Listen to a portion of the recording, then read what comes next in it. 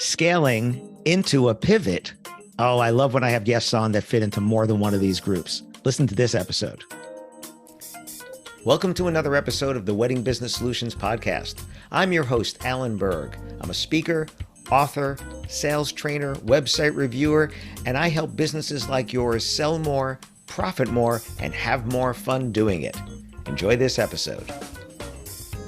Hey, it's Alan Berg. Welcome back to another episode of the Wedding Business Solutions Podcast. I am so happy to have my friend Ben Herman on today. Ben, how you doing? Good. How are you, Alan? I'm doing great. And now Ben is with Profitable DJ, and he has other companies, which we'll get to in a second over here. And I was just recently actually on your podcast, and I said, we got to get you on here because we were talking about so many different things. So the three groups that I generally have my guests on are people who have scaled the business. Check. You did that. People who have carved out a niche. Check. You've done that. People who have pivoted within or into or out of the industry, and check, you've done that as well. Okay, so we're going to check all three boxes when I load this up onto YouTube, so people will see. Do you want to receive a prize for that, or? Well, folks, you can't quite see it in here, but just over my shoulder, where is it? Over my shoulder, if you're watching on YouTube, is my hat rack with my swag from when I was on your podcast. So that's a fourth check because I got swag from you. So, awesome. So there we go. Sweet. There we go. Sweet. There we go. So you give me a hat, and we'll get some bourbon next time or something like that. But love that one. I'm holding you to it. Okay. All right. We'll do that. Let's get into the episode here. So let's start from the beginning here. So you were you have an entertainment company, right? And your entertainment company is called Accurate Productions. Okay. But you started how long ago? And it was just you. So what was the company? When did you start and how did it get going? Yeah. So technically speaking, I actually started it back in middle school. But that was, just like any entrepreneur, right? It's under the table, cash transactions, and really as a high schooler, but but I did perform, a majority of my high school dances in front of my peers. I was a terrible prom date because I took my prom dates to an early dinner so I could set up for the gig and then perform, which I thought was kind of a cool thing for, my girlfriends to be able to say, hey, that's my boyfriend up there. Right. And then that was like me in bands when my girlfriend would have to sit there and watch the band. Right. So it's exactly same thing when I played in bands. You can relate. Absolutely. I can totally relate, but I got the girl. So, she watching the band, I got the girl. So it worked. Yep. Okay. And then in my junior year, I officially started the business. Called Accurate Productions, got a business license. And then at 18, so shortly after I finished high school, is when I incorporated the business. Okay. So that's really like on paper, I would say. Right. Which is again, a real business at 18, which already puts you years ahead of people who don't even realize they have a business until something happens. And they're like, do you have business insurance? And they're like, oh, I need that. Right. There you go. All right. So that was now at that time, 18, it was just you. Yes, it was. Yeah. So I did have a guy he actually became my best friend.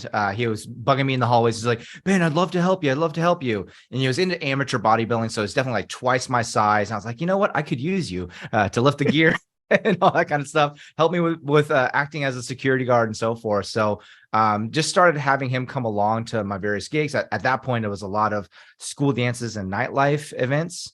And then later on in my 20s is when I really got into the private events as well. But really the way to look at it is I owned a job, not a business back then. Okay.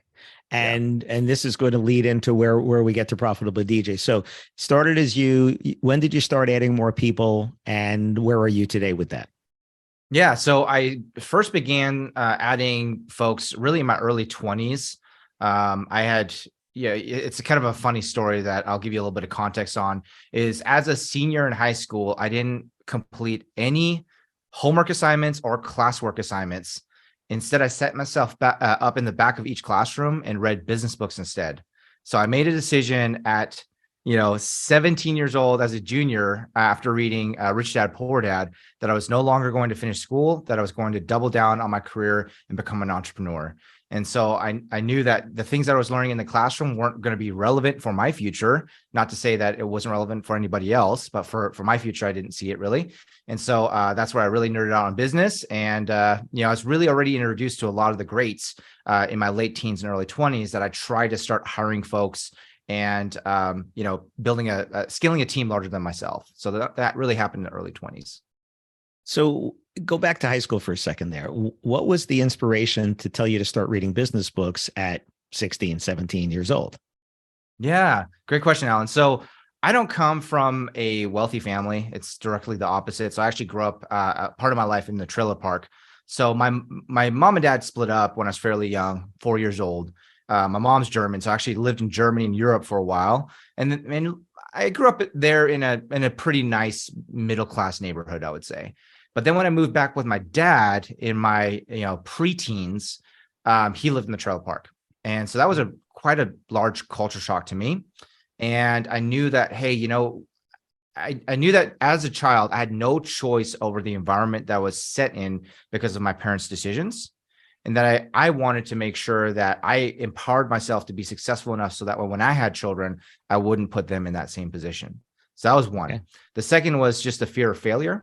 The third is the fear of ending up back in the trailer park. So I've run ever since as an adult, as far away as possible from the trailer park. Now, that's not to say that there's bad people in the trailer park. There's a stereotype of who hangs out in the trailer park. And I actually met quite a lot of folks that are actually highly educated. They just didn't have the financial education, really, right? So they were very academically educated, but just lacked how to actually generate money and how to get themselves out of that environment. So that would be probably the start, was just that inspired me to figure out, well, how do wealthy people live? Like, I mean, clearly there's a reality that there's people who don't have wealth and there's people that have wealth. So that means that it's a possibility for me, right? And then it was my godfathers, or really my godparents. They had friends that were in the real estate industry, and I'd stayed over at my godparents' house in Sacramento. And they're like, young man, I want you to read this book. It was Rich Dad, Poor Dad by Robert Kiyosaki. Wow. And at that point, I had never read a book from cover to cover. I'd always been the person to pretend in the class to read, but I didn't actually read. I would be daydreaming instead. And I just struggled academically. So I always felt like, man, is there something wrong with me? Am I stupid? Like, what's happening with me? Why is it that it's so easy for some folks to pass these quizzes and these exams, and I'm literally getting tutoring after school and still only getting C averages, right? And so once I read that book, it's almost like that book recognized me, because it talked about how so many entrepreneurs actually are falsely accused of having ADHD, that that they're struggling academically in school, so they're stupid, right? And they tend to be the ones that actually are the geniuses of the future, that invent all sorts of things and change marketplaces and so forth. And statistically speaking, I mean, we're talking about Steve Jobs, Bill Gates dropped out of college, right? I mean, Richard Branson didn't even finish high school. Henry Ford didn't finish middle school. So all these greats gave me permission to go, maybe I'm one of them, and maybe I don't need to finish school. And what was the Malcolm Gladwell book, the 10,000 Hours? Outliers, right? Yeah. How you talk about people that you met, intelligent people in the trailer park, but they weren't financially intelligent. People that have an incredible skill, like the person, I think he said, the person with the highest ever recorded IQ can't hold a job, right? Because the brain just can't function at that level to do something to hold a job, but can absorb so much other information there. So you just needed to find that. And some people it's music, some people it's sports, right? It's just what it is that was that thing. But like you said, it spoke to you. Exactly. And thank goodness, to your godfather who, gave you that book, because that was the one that resonated for you. That was the one that kind of tipped that. All right. So along the way that you grow this business, which again is a successful business, and you knew, well, what a lot of people didn't know. First, you needed a business, right? That was the thing, is you didn't want a job, you needed a business, right? And that growing that, again, a lot of people don't find that out until they're, twice as old as you were when you found that out. Absolutely. Right? Growing it, but also you keep mentioning the word wealth, and I understand the difference of the concept of money versus wealth, and a lot of people don't, right? Because they equate money with wealth. But it's not necessarily the same thing. And wealth, by the way, does not have to be financial wealth. Wealth can be, many other things there. But, accumulating wealth versus accumulating money, or accumulating stuff, because a lot of times we'll see. Have you read The Millionaire Next Door? Have you read that book? My daughter's actually reading that one right now. Excellent. Right. The person driving the Ferrari down the street might be hocked up to their eyeballs. And Yeah, the person driving the 10-year-old car, living in a nice but modest house, like Warren Buffett, not a 10-year-old exactly. car, lives in the same house he bought in the 70s. Right. The man can clearly afford another house. Right. Right. You're He's right. got a few tens of billions of dollars. He could afford another house, Yeah. but it's not important to him. His house is fine. His 2-year-old car is fine, and then gives it to a charity, right? Wealth to him means something different, right? It did different things there. So you grow this business. Along the way, you decided to help other people. And there's two ways that you're doing that right now. You're doing it in terms of skills, and you're doing it in terms of business, right? Mhm. And touch briefly on the skills, because that's something that it's important as part of your story, but it's not where I want to get to. So give me the story about how you teach other people DJ skills. The DJ skills. So Yeah. really that came from scaling my own DJ company, right? So at first what I did is I fell trapped to, well, I'm going to go out and out in the marketplace and hire folks that already have the experience. And it quickly fell on its face because I found out that folks that were used to taking 100% of the revenue home had a hard time taking a haircut on that, because they didn't understand that there's so many expenses involved with running a business, right? And that we have to split the pie realistically to make sure to Right. sustain, right? So it's not even out of greed purposes.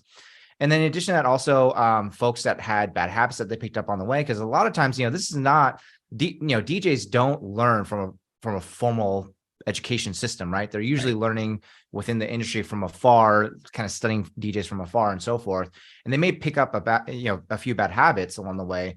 And it's very hard to untrain that, right? Versus starting with a clean slate, a person that has absolutely no experience at all, that's really passionate and sees them becoming a DJ, and we can be that source of education to them and empower them to learn how to become DJs. So it really came down to figuring out how could I create a systematic curriculum that could then literally just get folks efficiently through from not knowing how to DJ at all to becoming professional DJs and scoring 5-star reviews and awesome video testimonials for our company within a short amount of time. So we've actually been able to scale it down to, from when I first learned, it took me 2 years to learn how to DJ. My first hire, it took me 6 months to teach them. And we've now been able to perfect it to get it all the way down to just 60 days. So 2 months. Wow. From no experience to professional.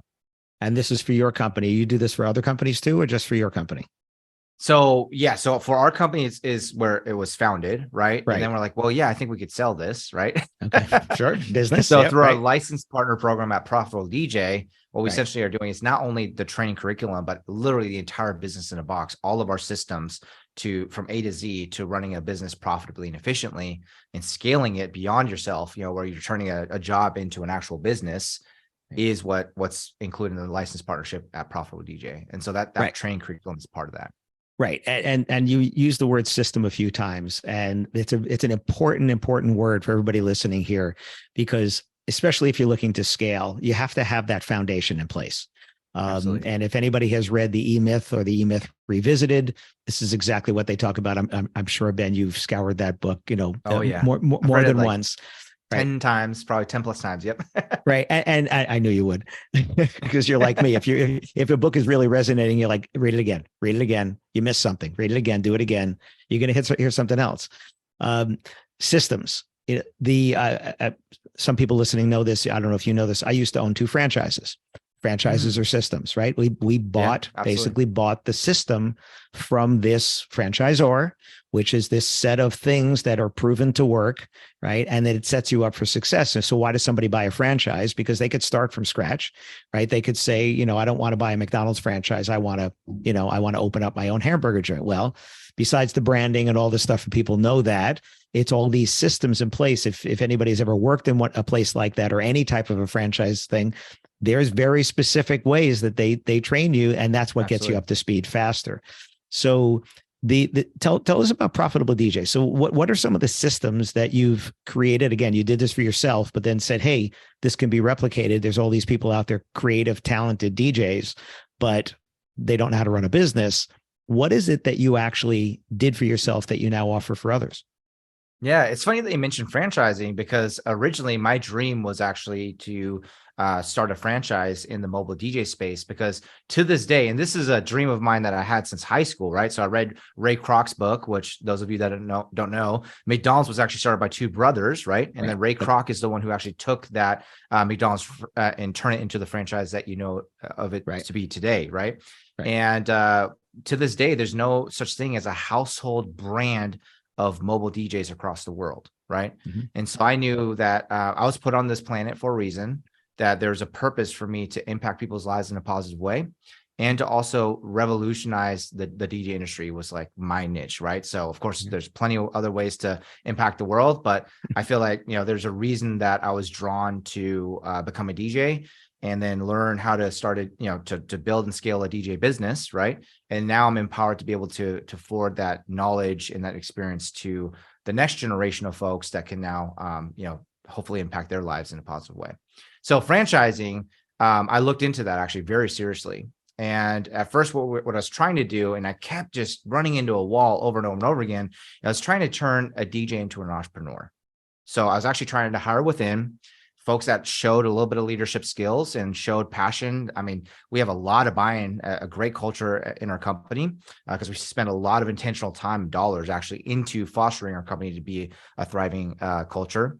And I just kept running into this wall of like, every time I found the guy or girl, try to train them up to then become a leader, to then go and expand to another market. And every single time they would get cold feet, something would happen and they would exit. And I was just really frustrated because this wouldn't be just a short process. I mean, we're talking about, I would try to groom these folks for a couple of years. So it was a couple of years of my life just to end up right back at square zero. Right. Okay. It was actually my mentor that called me out. He's like, you know, Ben, I think you're trying to turn DJs into entrepreneurs instead of just going after entrepreneurs that want to run a DJ business. Right. And I was like, yeah, I like that. But I think there's so many tiny nuances, especially when it comes to a DJ business. You have to understand how to DJ in order to lead other DJs. Right. Okay. And so there is that component that we can't just act like any other standard franchise of just a standard investor, accredited investor that is sitting on a decent amount of cash that is looking at this, just to add another investment to their portfolio. Right. It needs to be someone who's passionate about DJing, that's willing to lead DJs as well, and that understands our world. So instead, I was like, you know what? There's so many passionate business owners that are DJs out there, and they're all struggling because they're all solopreneurs. They're all just owning a job. And a lot of them, I looked at statistics, which is crazy, Alan. So it's 70% of DJs in our country make less than $6,000 a year. Can you believe it? Oof. Only 1% in our industry actually generate over six figures in revenue, top line revenue, not even EBITDA. We're talking about just top line revenue. 1%? 1%. Wow. Right? So that was shocking. I was like, okay, I think this is what I was put on this planet to do, is to impact the world and revolutionize the DJ industry by helping these folks, right? Wait, so where did those numbers come from? Just curious. So Digital DJ Tips actually is one of the main surveys that we drew that from. Have you heard of Digital DJ Tips? No. They're based out of the UK. They're actually one of the largest online DJ school platforms out there. They're way larger than DJ University. And are they talking about all kinds of DJs or event DJs? So they did come out with a survey that literally studies all types of DJs, right? So we're talking about nightlife DJs and also private event DJs. But the numbers that I was drawing from were mainly mobile DJs. Mobile DJs. Yeah. Okay. Yeah. Crazy. Yeah. So 1%. Wow. And did they say what the number is? What do they estimate the number of DJs in the country or the world to be? Yes, it's well over 2,000 that they surveyed. Okay, so it's a decent survey.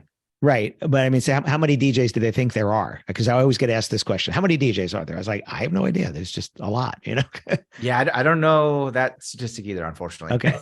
Right. Because again, what is a DJ? If we go on to Craigslist, there's a DJ. If we go on to Bark, there's a DJ. If we go on to The Knot and Wedding Wire, and, there's DJs all over the place. There's part-time, there's full-time, right? All these different things there. But wow, 70% earning $6,000 or less. So clearly not full-time, I hope. I don't know how you can eat on that. Yeah, for sure. Right. And some people think a side hustle is a fine thing for them. It's extra money, and there you go. I Yeah, still think, and I think you would agree with me, that side hustle or not, it's a business, right? It's exactly. still a business. It can be more It's still a profitable. You business. still have to do things the right way. I remember back when I was doing Taekwondo, I was a guy in our Taekwondo school who was a drummer, and he decided to get into DJing. My son's college fraternity was looking for a DJ for their formal. And I said, hey, here's a guy. I'm sure it'll be within your budget, right? Because Yeah, yeah. college fraternity, they know a lot of money. But they were having it at a Hilton hotel, and the Hilton wanted his insurance certificate, and he didn't have one because he didn't have Mhm. insurance. And I Yeah. said, well, why don't you join the ADJA and you can get part of their insurance, right? Be part of their insurance. It'll probably cost you what you're going to get paid for this gig, but now you'll have insurance for a whole year. And he said, nah, Oh, really? no. Yeah. He said, no, that was it. Oh, He couldn't geez. see past this one gig. He wanted the money. I said, well, you're not going to get the money because, Yeah. right. So why don't you get the money to pay the insurance? And now you have the insurance. And the next time somebody says, hey, you can't walk into my building without insurance, you're like, here it is. Right here it is. We're Also, covered. what happens if you don't have insurance and something bad happens, right? Then you're totally Right. backwards in your Right. life. I mean, Right. that could be a devastating event in your life. Right. Yeah. Again, you and I thinking like business people, right? I have insurance with my business. I go to trade shows. I have insurance, annual insurance. I have annual travel insurance because what if I get stuck in another country, health issues or whatever? I don't Totally. buy it per trip every year. I do. It's done. It's why I have a Yeah. generator on my house. The power never goes out since I put a generator on my house, right? That's what what insurance is for. Okay. Definitely. So the systems, what kind of systems, like what would you say are the top 2 or 3 things within your system there that are lacking for most of these people that this would be good for? Yeah. I would say probably one of the main ones that I'm seeing a pattern in right now is customer acquisition and lead conversion, right? Okay. So how do you acquire more leads, more prospects, more folks that are interested in your service? And how do you convert those folks into actual paying customers? That's probably one of the biggest ones that I'm seeing a roadblock in. Yeah. And then folks that are actually above 6 figures in revenue, because we have plenty of those as well in our partnership. Those folks are now looking at trying to hire a team. And a lot of them tend to go the easier route because they think they're going to save on tax advantages by going with contractors versus employees, right? And there's so many pitfalls that happen with working with contractors. And by the way, I don't mean to offend anybody. If you're a contractor out there, that's awesome. Like we need those as well. But when it comes to creating a multi-op in the DJ space, at least a company that's larger than yourself, especially with branding purposes and so forth, there's so many added bonuses that are not tangible, that are the intangibles that you gain working with W-2 employees versus a contractor. Right. Besides the legalities of it, there's a lot of people that are floating in a very, very gray area. Yeah, they're walking that gray area, and it's like people that are doing things not necessarily above the board financially and just hoping they don't get audited by the IRS. It's the same thing here. If the labor board comes in, there are countless horror stories. I know you've heard them. I've heard them where people have to pay big, big money for the back taxes and the back, the stuff they didn't do when they had these people. Plus it's the control you have over them. I need you to be here on this day doing this, representing me, and you don't want that contractor handing out their business card under the table when it was a gig that you got. I mean, all these different things there. Yeah, absolutely. It's a limited mindset, just like the fellow that you mentioned that wasn't willing to invest in insurance, right? These entrepreneurs are telling themselves, well, I'm saving on taxes, and it's like no, you're paying in so many other ways that it makes it not worth it at all. Right. And again, it's the business mindset versus the creative mindset, right? What makes you a great DJ does not make you a great business person. What makes you a great caterer, photographer, florist, invitation company, officiant, whatever, it doesn't make you a great business person. I have a business because of the industry having people that didn't know how to run a business. So I don't know I think I might have said this on your podcast. I started speaking because my advertisers in my wedding magazines, back when I was publishing 2 wedding magazines, the franchises, a lot of them were struggling in business because they were really, really talented creatively, but they didn't know how to run a business. And if I remember I walked into this one photographer's office and the bookshelf behind him was half business books and half photography books. And I was like, oh, this guy gets it. He gets it, right? You need photography books, right? You need to improve your skills. Absolutely. You need to do that. but he also had that. And I rarely ever saw that in anybody's office. I would only see their technical skill, whatever, manuals, books, and, training and stuff like that.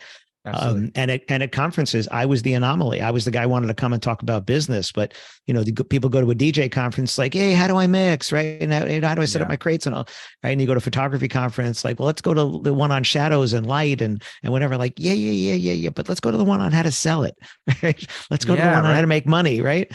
But it seems pretty common now. But when I started speaking at conferences, I was usually the only one talking about any business topics. Wow. And I had to kind of break through with that and convince conferences, I can come and talk about this. They're like, but you're not a DJ. Right. That's good. That's good. Let me come and not talk about DJing. Right. Let me do that. Well, thank you so much, Alan, for doing that, because again, the industry needs you. Yeah. Well, and again, I think the interesting needs what you're talking about here with Profitable DJ, because you understand, if we go just roll back here, you decided not to do this for anybody. You said, I'm going to do this for DJs because I understand being a DJ and I understand running a DJ business. I understand the mindset of these DJs who are great DJs and love their music and all that kind of stuff and are struggling to have a profitable business. And, a profitable business is what is the future, right? That's your retirement. That's your education, your kids' education. That's your new house, your car, your security when COVID hit. And, we're all Charities told to have support, right? Good causes that you want to invest in. Absolutely. Right. And having financial security means being able to do what you want to do, right? Whatever that is. If spirituality is your thing, go for it, right? But you still need to support that somehow, right? We're not monks, right? We need to support ourselves there. Yep. Right. So tell me, what is Profitable DJ then? Is it an in-person thing? Is it an online thing? What is that? Great question. Yeah. So it's actually a component of both, right? So as a matter of fact, we have a mastermind coming up on April 24th. So it is, and I believe it's going to be shortly before. Shortly. Yeah. Right after this. Yeah. Yep. Yeah. So really the license partnership is in person and also online, but majority online because it's just more convenient for folks, right? Okay. So there's actually weekly coaching sessions in addition to also all of the access to the systems. So maybe we should actually come back to that initial question in regards to what is licensing and franchising and so forth. Right. Really, franchising is licensing as well. And the way that to simplify it is a franchise can license their brand, so the logo and the name, and also the business systems, right? Where a licensing deal is usually either or. They can only license the brand or only license the system. They can't do both, because if they do both, then they're falsely acting as a franchise, right? Okay. And so what we've decided to do is we've decided to only license the business system. And there's actually multiple reasons why. One is that to gain DJs buy-ins, because DJs are really proud of the companies that they created and the DJ names that they came up with. And to ask them like, hey, Mr. and Mrs. DJ, we've got this system that's awesome, but you got to pretty much hang up your hat, your name tag, and take on ours and put ours on, right? Right. That hurts the ego a little bit. It's a harder sell, right? Yeah. But in addition to that, selfishly, it also helps protect us because, as you know, especially nowadays, when you walk into a McDonald's, it may not be the way that Ray Kroc wanted it to be back in the day. Because really, when Ray Kroc was alive, he's a perfectionist, right? He actually wanted every single one of his units to be immaculately clean and customer service to be top par, right? And I think that, McDonald's has definitely taken a fall in quality. And of course, that's why it gets its reputation now. And so the challenge is, well, if an operator ends up not fully following the system, doesn't take care of their customers in an ethical way, then it actually would tarnish the franchise's name. Right. Where it actually helps protect our name, because we're only selling the system, not our name. So we get to protect our name. It's actually, and by the way, full transparency, all the DJs that are in our license program get to keep 100% of the business as well. It's not an equity deal. So they get to have 100% control over their business. We're not here to tell them what to do because we don't own a piece of their business. We're here to merely help them and encourage them, provide them right systems and also the right advice, but they get to pick and choose what they want to apply in their businesses. Right. And with a franchisor is taking a percentage of your sales. And they force you. I mean, they can literally take that control over that unit if you don't follow the rules. Well, kind of how I got started on this side of the business is I was a franchisee. I was a successful franchisee, and the franchisor bought my franchises back because they wanted me to come and work for them running markets that they had taken back through default and through litigation. So mine were actually the first franchises they bought back that were not in trouble, but they wanted me. And I could not be a franchisee and work for the franchisor at the same time. So I see. they bought the conflict of interest, right? So that's how I went. But the company at the time had about 26 franchises that they had taken back. And this is not one that had thousands like McDonald's or Subway or, something like that. Number. Yeah. It was a significant number. And what they needed then is they needed sales directors to run the sales teams. And in very many cases, we kept the franchisee on. We hired them as a salesperson because they were good at that. What they weren't good at was running a business. And it was kind of the same thing there, right? So that one piece, like you said, there's these different pieces there. They were good at that. That was like being a DJ, right? This person could go out and sell ads in a wedding magazine. What they couldn't do was run operations. They couldn't run finance. They couldn't run all that other stuff. And we were an exception to that, but I went, it helped me because I understood both sides. I understood all of that. So Profitable DJ, again, you're licensing your system. It gets somebody up to speed faster, but somebody that's already got an existing business, right? What do you see the people that have come to you so far, right? Because you have people that are doing this right now. Yeah. How long have they generally been in business? What are you seeing a difference with people who've been in business shorter versus longer? Are they coming to you later in their career, earlier in their career? What are you seeing? We have them all over the board. The only thing that they all have in common, which is really interesting and ironic, is that every single one of them are older than I am. I'm the youngest one in the group, which is interesting. Okay. All right. Yeah. So that's a weird standpoint, right? But yeah, some folks are literally starting from the ground up. Like I'm literally helping them form their businesses. Okay. And then we have other folks that are full-time DJs, but solo. And then some folks come in that are already multi-ops. So they already have multiple DJs, usually contractors working for them. Right. And, performing, let's say 50 to 100 events a year. So somebody could be like a good candidate for that would be somebody who's a part-timer looking to go full-time. Is that right? That sounds like that would be a good candidate because they get the business going there, right? Or single op looking to go multi-op because that's part of your systems as well there. Exactly. Or somebody who just has been doing this for a while and just is like, I'm not making the money I should be making, right? I'm just not profiting the way I should. Because I know a lot of us, when we first get into business, we look at that top line, look at the top line, like, woo, look at this, this, right? And then the end of the year comes, and you're like, where's all that money? Where did that go? Right? I remember when I left the Knot, 2012 was my first full year in business, and I looked at that top line. I thought I did pretty darn good for my first full year in business. And then I looked at the net and I was like, wow, that is not good at all. Like that's not going to work. Because all of a sudden expenses that were covered before when I was a salaried employee, like my travel, my internet, my telephone, and my technology and all that all came out of my pocket. And you're like, oh, my health insurance. Oh yeah. All that other stuff there. So you start to realize that. And I think we've all been told, those of us who've read the business books, if you're going to start a business, whatever money you think you need to have put aside, that's half of what you really need. Yeah, exactly. You can need a lot more. The other money. thing also is you want to build a business that's ready to sell, even if you never plan to sell it, right? That's another E-Myth principle is you want to build it to sell. And EBITDA is a real thing. So EBITDA is really, look at it as a fancy term for net profit, right? Okay, wait, hang on. Not everybody here knows accounting like you and I do. So, you mean to break down the actual acronym? So break down. First, say what the acronym is, and then tell everybody what it is. Yeah. So EBITDA is acronym, and it's earnings before interest, depreciation, taxes, taxation. And amortization. And amortization, right. So if I see the acronym in front of me, I can name it off real fast, but it's a lot of letters for sure. Right. But it's an accounting term. It's a very common accounting term, right? So it's your earnings before these things, because some of those things like depreciation is not a cash thing, right? You've already bought the thing, you're putting the money out, but you're depreciating that asset. So it's going to affect what your accounting statements look like, but it doesn't affect your cash flow because you've already bought that thing over there. Taxes You have to have that money aside. If anybody has not read Profit First, please read Profit First. Have your tax account, have it separate there. Love Mike. Shout out to Mike. Yeah, shout out to Mike McAllowitz. I sent my taxes off to the accountant the other day, and I'm not sweating at all when he tells me whatever I owe because the money's there. It's already put aside. For sure. The additional that's going to go into my retirement plan, again, you should all have one of those.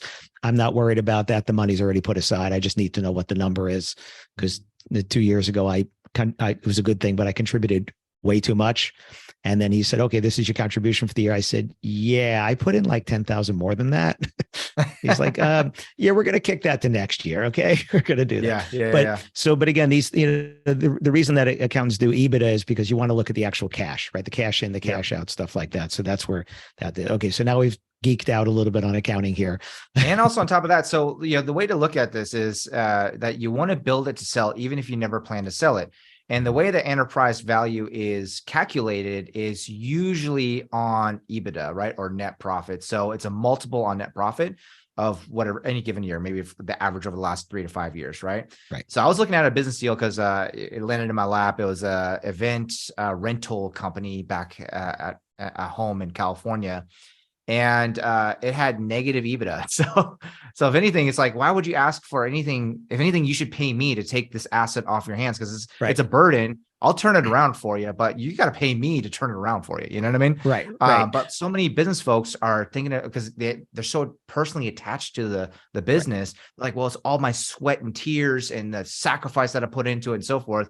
And unfortunately, the reality check is that doesn't matter. In the actual marketplace value, folks want to invest in something just like you want to invest in stocks or in a real estate investment, right? You want to get paid from that asset. You don't want to have to pay into it. You ideally want to get paid from it, right? Right. Now, again, here's the thing.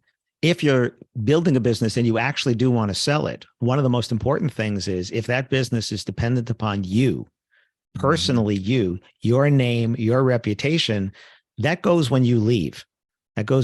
Now, I made a decision in 2011 when I left the Knot that my business was going to be, even though the business name is not allenberg.com, the website is allenberg.com, because I was not going to have any other speakers, trainers, consultants. I made a conscious decision. I was not building a business to sell. That doesn't mean I don't do what Ben just said, which is to run my business as if it could be sold. But I know that when I shut off the lights, that's it. It's done. But that was a conscious decision. Previous business, when I was publishing my magazines, before the franchisor came to me and wanted to buy them so I would go work for them, I was positioning my business to sell. I had been 75% of the sales, and I wanted to get that down to 25% or less. I had gotten it down to a third, and I was on my way down to 25% when they came along and said, hey, we want you to come work for us. But I had gotten down from 75% of the sales doing them myself to 33%, working down to 25, because at 25, that's enough that somebody understands some of those customers are going to leave, some of them are going to stay, but it's a small enough piece that it wouldn't stop them from buying the business. But if turn it around, if I was 75%, you're going to lose a lot of those customers because the relationship went away. And anybody who's listening here, if you're a planner, if you're a venue, if you're a photographer or whatever, you have relationships and they're with you. People do business with people.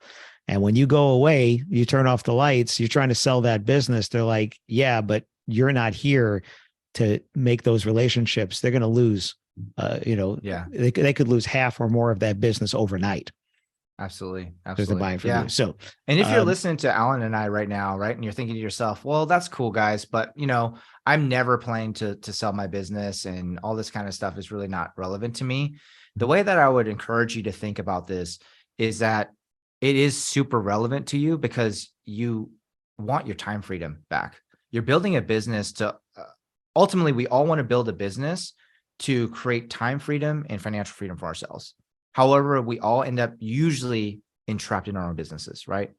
And stuck in our own businesses. So that's where it becomes really valuable to listen to this advice, because if you build it as if you were to sell it, you're actually going to make the business less reliant on you, because a lot of times investors are not even going to entertain purchasing your business if you're involved in the daily operations, right? And so the more that you can remove yourself, and the way I like to look at it is like, it's the best firing yourself. Like usually most folks don't want to get fired from a job, but entrepreneurs should actually look forward to firing themselves. Right. Right. Yeah. If you can go on vacation and the business runs without you, part of you feels bad because it's like they don't need me, they don't need me. But right, that's the Mhm. ego part, right? But the reality part is that means that you're making money wherever you are, any time of the day, anywhere in the world, and it doesn't rely. So if you are And it thinking about also becomes selling, a choice too, right? Instead yes, of like a absolutely. necessity. And I think even if you choose to still stay in the business, at least you'll walk into your office with just this liberating feeling of knowing like, I don't have to be here. I Right. choose to be here now, right? Right. There's a difference. Yeah. I had somebody posted on Facebook the other day. What does retirement look like for you? I said, retirement looks like I no longer enjoy what I'm doing and I found something else I enjoy more. Maybe I'm getting paid, maybe I'm not. That's what retirement Love means. that. Yeah. Right now, I love what I'm doing and I'm getting paid well for it. So why would I stop? Right. It's Mhm. not the money that keeps me doing it. What keeps me doing it is that I love it. I actually just last night I had a phone call with two guys in Australia, and we firmed up me going there again this August. I was there twice in 2019. I was supposed to go in 2020. Obviously, it didn't happen. Yeah. And I'm going back again this year. It's like, I pinch myself. And who gets to do this stuff? Well, I do. And it's a choice, right? Because I don't have to get on a Love that. 15-hour flight if I don't want to. Yeah. Yeah. But I'm going to because I'm people are seeing value from what I'm doing, and that brings me joy. And if it brings me joy and it brings me money, great, Yeah. but that It's a was my win-win for retirement. Okay. everybody. All right. So we have gone over what I normally would like to do in time wise here, but we could talk all day. Because I think we did the same thing on your podcast. We were just sitting there and You're you're right. like, We yeah, really, we clicked very well. we do. So let's do this. I'm going to put it into the show notes as well, but tell people where they can find out more about Profitable DJ. Yeah. So I'd actually love to invite any mobile DJs out there that might find interest in what we have to offer. Instead of actually signing up for the licensed partnership, because that's a pretty big leap. Full transparency is very, very expensive, right? Is actually to just get to know us first and let us provide real high impact value to you and prove ourselves up front. So I'd love to invite you to our upcoming Profitable DJ workshop. We run these once a month. And really what we cover in this workshop is to empower you to create a promotion plan that pays you upfront to attract your dream clients and also book more events. So let me say that again. It's a promotion plan that pays you upfront to attract your dream clients and also book more events. Most folks pay to advertise themselves. We're actually teaching you a method that gets you paid to market yourself. And not only are you going to just break even, you're actually going to make profit on the front end before you even book all the events from the folks that you attract. So it's a really ideal scenario. And this is not overhyped, once a month. Right. And you do this once a month. Okay. So again, I'll have in the show notes. Is there a website that we're going to send them to? Yeah, so it's profitabledj.com/workshop. Okay. And since you are all cool with Alan and I'm cool with Alan, I want to hook you guys up. We're going to give you 50% off your ticket. Just use the coupon code I know Alan at checkout. 50% off. Okay. I know. So full transparency, it's $100. Usually it's $97. So you get half off of that, which is awesome. Gosh. I mean, people listening have wasted more money this week on Facebook ads that didn't work for them, right? Than $50. So you got to do. Well, thank you so much for that, Ben. Of course. And again, just to clarify too, it is a virtual workshop. So no travel is necessary, right? Okay. It's just 3 days live with me personally coaching you for 3 days virtually. Okay. And is this only for DJs? Just because we got other people listening? Yeah, I would say it's the most ideal for mobile DJs, but as you and I know, Alan, I mean, business principles are business principles. So a lot of these things, I mean, this promotion plan can work for any vendor type in event industry. I mean, we're talking about coordinators, caterers. It can work for photo booth companies. I mean, anybody, but it's really specifically designed for mobile DJs. Okay. But again, if you want to read between the lines, I know we'd love to have you. There you go. I know, Alan. Ben, all right. I got to cut us off because we're going to be here forever. Thank you again so much. I really appreciate you joining me here. Again, thanks for the swag. Bourbon's on me when I see you next. I don't know if it's going to be in Chicago or in Vegas, but we'll make that happen. Sure. Yeah. All right. And we'll put into the show notes how to contact you, how to follow you, all that kind of great stuff there. Thanks again for joining me. I so much appreciate it. Thank you so much, Alan, for having me on the show. It's always a pleasure speaking with you. Thanks for listening to this episode of the Wedding Business Solutions Podcast. If you liked it, please subscribe to this channel and post a review on your chosen platform, Apple Podcasts or whichever one. If you have any questions about anything in this episode or any of my episodes, email me directly at alan@weddingbusinesssolutions.com. at weddingbusinesssolutions.com or visit my website, alanberg.com, ALANBERG.com. If you have any suggestions for future topics or guests that you'd like to see, please again, email me or visit my website. Thanks for listening.